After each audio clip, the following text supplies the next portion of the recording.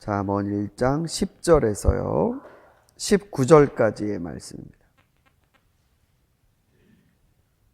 10절에서 19절 우리 한 절씩 읽겠습니다. 아이들아, 악인들이 너를 꾀더라도 따라가지 말아라.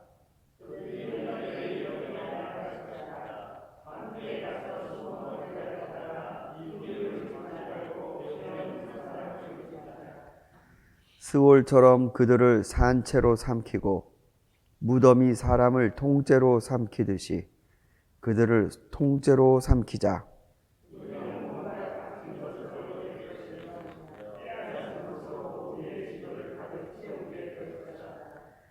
너도 우리와 함께 제비를 뽑고 우리 사이에 돈주머니는 하나만 두자.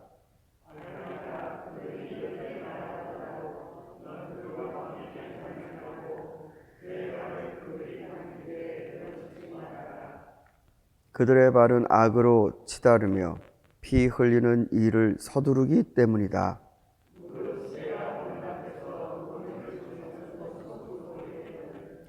그들이 가만히 엎드려서 지키고 있으니 제 피나 흘릴 뿐이요 숨어서 기다리고 있으니 제 목숨이나 잃을 뿐이다. 부당한 이득을 탐하는 자의 길은 다 이러하니 재물이 목숨을 빼앗는다. 네, 앞으로 7번에 걸쳐서 이제 잠언의 말씀을 나눌 텐데 여러분이 새벽에 물론 말씀을 우리가 같이 나누지만 이 굵직한 제목들을 마음속에 기억해 주셨으면 좋겠습니다. 오늘은 부당한 이득을 탐하지 말라. 이거를 여러분의 마음에 잠언의 메시지로 담아 두셨으면 합니다. 한번 따라해 볼까요? 부당한 이득을 탐하지 말라. 솔로몬은 잠언을 기록하면서 백성들아 이렇게도 얘기 안 하고 아이들아라고 얘기를 합니다. 아이들아.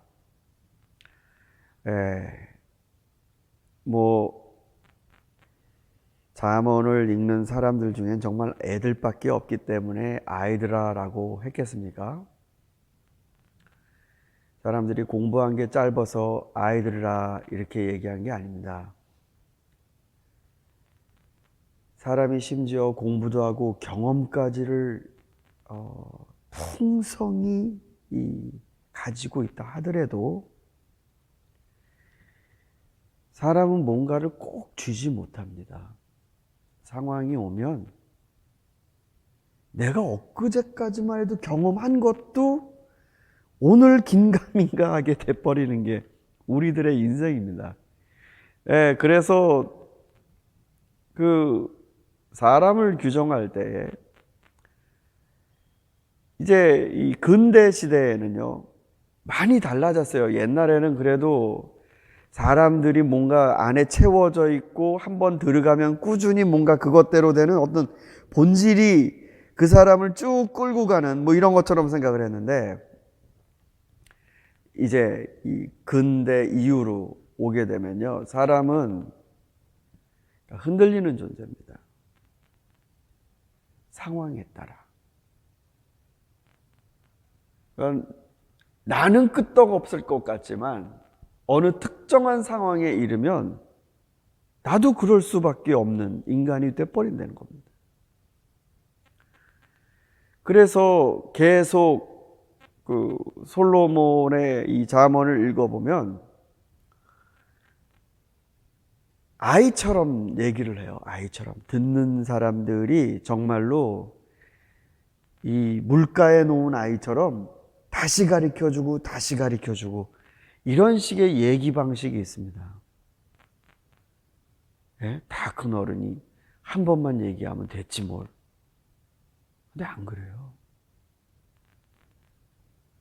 계속 얘기를 해줍니다. 아이들아. 이 잠언은요, 특별하게 이제 복음서 같은 경우는 예수님의 이 시간의 주기를 따라서 쭉 썼습니다만 잠언은 단편들이 묶여져 있는 묶음집입니다. 그렇기 때문에 이거 내가 이거를 예? 묶어내는데 여러분 같으시면은 이게 일대기로 써내려가는 거라면 앞에 올게 뭐 시간상으로 뭐 일찍 일어난 것부터 쭉 기록하면 되지만 이렇게 단편들을 묶을 때 여러분이 만약에 맨 앞에 놓으려고 하는 거라면 되게 중요한 걸 고르지 않으시겠습니까?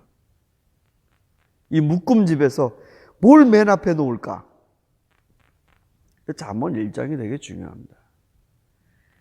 잠언 1장은 여호와를 경외한다라는 거, 그리고 목걸이처럼 늘 갖고 다니라는 거, 이런 말씀으로 스타트를 하면서 오늘 부당한 이득을 취하지 말라는 게 앞에 와 있어요. 잠언 1장 앞에. 솔로몬이 왕인데 이 잠언을요, 일반 백성들이 처음부터 이렇게 접하는 게 아니고 이거는 왕실의 혹은 그 고관들의 혹은 정말로 엘리트 계층의 교육 학생들의 그런 대상으로 읽혀지는 거거든요. 왕들에게요. 예를 들어서 다음번 왕을 이을 왕자들, 왕족들에게 가리키는 겁니다. 너는 부당한 이득을 취하지 말라. 누군가 너를 찾아와 꼬실 것이다. 유혹할 것이다. 왕은 최고 존재인과 동시에 가장 외로운 존재입니다. 그러니까 누군가가 와서 아주 살갑게 얘기를 해줘요. 왕이야말로 정점에 이르러서 진짜 저 사람이 이래라면 이러고 저라면 저러고 이럴 것처럼 생각할 거지만 사실은 그게 아니라 왕이야말로 사람들을 모으려고 하고 누가 내 편인가? 내 왕위를 지키기 위해 누가 내게 힘을 보태줘야 되나? 이런 거를 생각을 하지 않을 수가 없잖아요. 그래서 꼬시는 자가 옵니다. 유혹자가 찾아와요. 아주 가깝게 얘기를 합니다.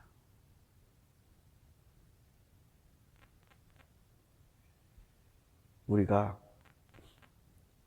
무죄한 사람의 피를 흘리자. 여러분, 이게 보통 말이 아니잖아요, 사실. 그러니까 얼마나 힘이 있고 사람들을 하찮게 보면 이런 말을 하겠습니까? 죄 없는 사람의 피를 흘려서 그 사람의 것을 통째로 갖자.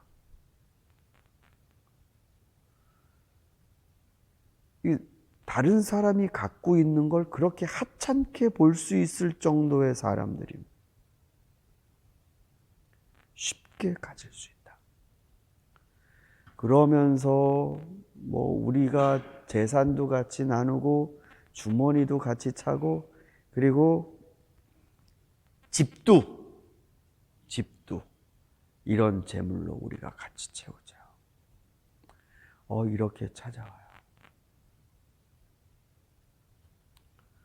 저는 이 잠언 1장을 특별히 정말로 힘있고 돈이 많고 그리고 다른 나라보다 훨씬 더 문명적으로 앞서 있는 이런 국가에서 이 잠언 1장을 읽어야 된다고 생각합니다. 여러분 보세요. 지금 중국과 미국 관계가 너무 안 좋은데 이 사람들이 뭐만 수틀리면 꺼내는 얘기가 아편전쟁 얘기를 꺼냅니다. 중국 사람들이.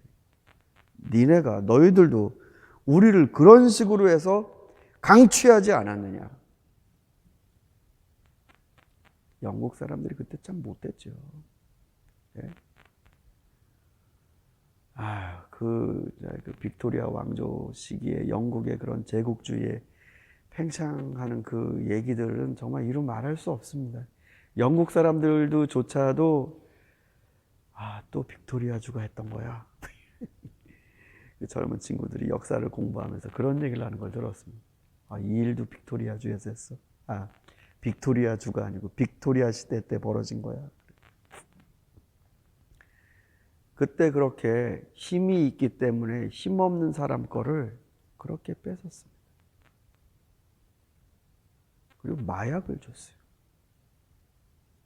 그리고 지금의 중국은 이제 강자가 되었습니다. 그러나 지금 중국은 좀 이상해요. 여러분 그거 보셨을지 모르겠지만 그 에콰도르의 그 갈라파고스 섬이 있지 않습니까? 거기는 지구적으로 해상 보호 구역으로 정해 갖고 그 어업을 못 합니다. 근데 그 갈라파고스 섬 주변에 300여 척의 중국 어선들이 포진하고 있어요. 에콰도르 요 나라에서 자기네 해양 병력보다도 더 많기 때문에 무서워하고 있습니다. 남의 바다 가서 뺏어요. 그러니까 힘없는 자들을 때리고 그걸 뺏는 게 개인의 윤리로 봤을 때는 세상에 어떻게 이런 일이 있나. 고발하고 법원에 심판을 받게 하고 감옥살이를 하게 하고 이런 조치가 일어나지만 이 더 큰 구조,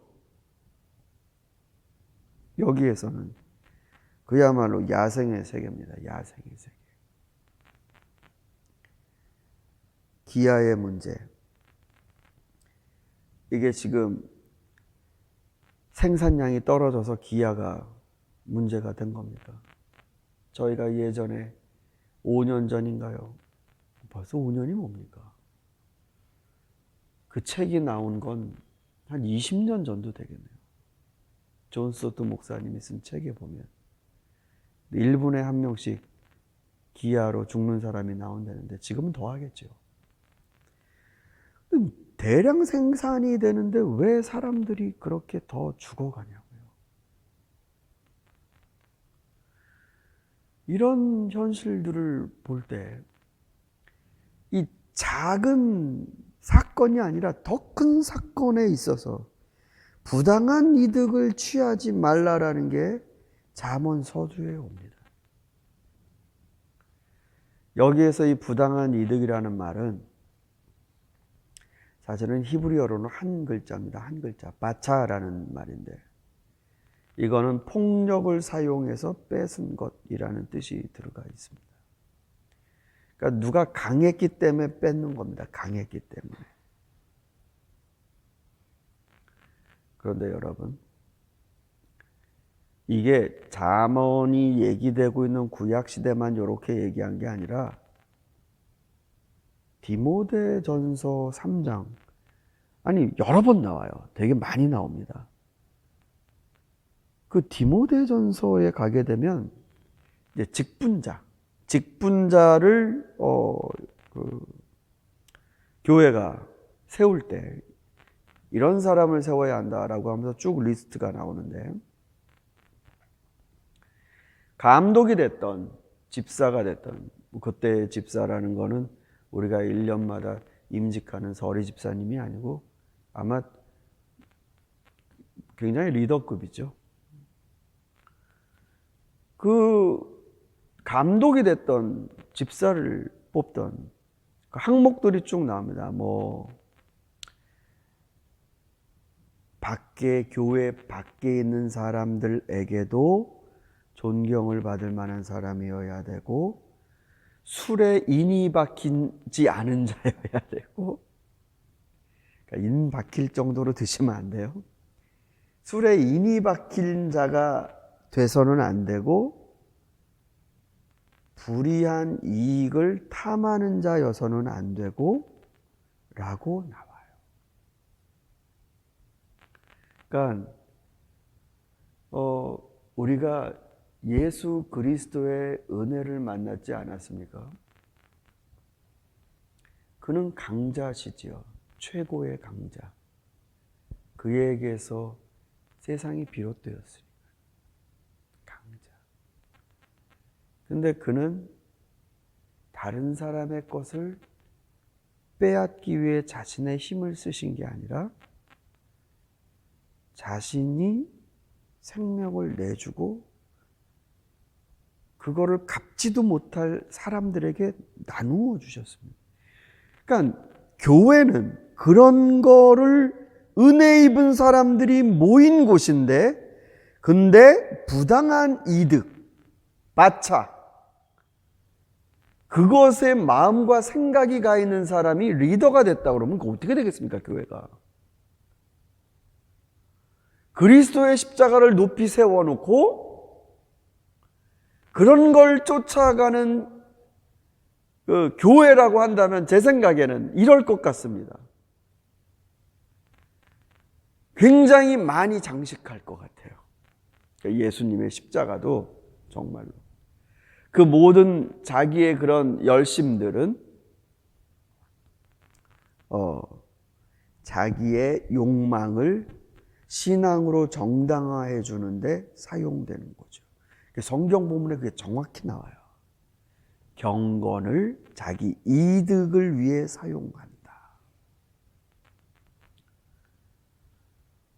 실제로 중세 교회의 역사가 그랬습니다. 아니, 중세뿐만 아니라 심지어 배를 타고 빈 땅이라고 하면서 원주민들은 무참히 죽이고 식민지를 삼을 때 그걸 허락해 준 게 교회였습니다. 교회. 그 사람들은 짐승과 똑같이 취급하라. 그리스도를 고백하지 않는 자들은 악마다, 죽여도 된다.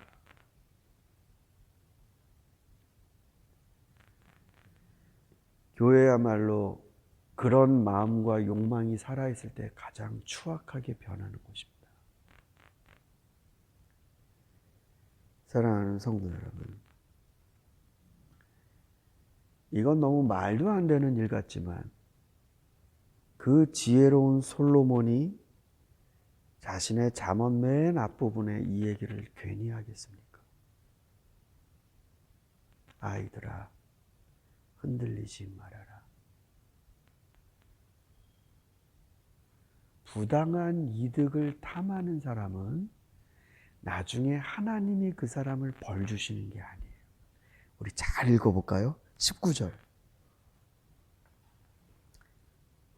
자, 무릇 부당한 이득을 탐하는 자의 길은 다 이러하다. 재물이라고 돼 있죠? 근데 이 재물은 번역이 좀 오해가 있어요. 이거는 그 재물이에요. 그 재물. 영어로는 이거를 대명사로 it이라고 해놨어요. 그것이. 그럼 그것이 뭐라는 거예요? 부당하게 내가 가지게 된 그 재물을 말하는 겁니다. 그러니까 그 재물 자체가 그게 폭탄이에요, 여러분. 폭탄. 그게 네 목숨을 뺏을 것이다. 하나님이 벌 주시는 게 아니라 그렇게 해서 가진 것 자체가 뻥 하고 터질 거라는 겁니다. 그게 폭탄이라는 것입니다. 그게 너희 집에 있으면, 그게 네 마음속에 있으면 네 목숨은 빼앗길 것이다. 이게 솔로몬의 지혜입니다.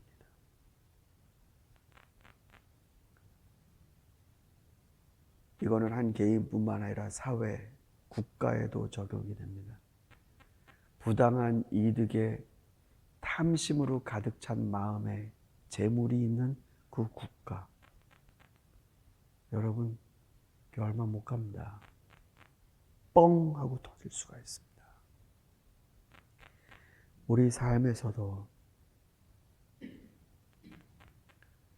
부당한 이득을 탐하는 마음을 버리고 예수 그리스도께서 우리에게 그런 시한폭탄을 받지 않고 살아가는 길을 보여주시기 위해 오시지 않은 겁니다. 내가 길이요. 주님을 따라가시면 여러분 이 세상의 죽음의 덫 그거를 피하여 생명의 길로, 기쁨의 길로 가실 수 있는 성도가 되시기를 바랍니다. 오늘 우리 이 시간에 같이 한번 기도하겠습니다.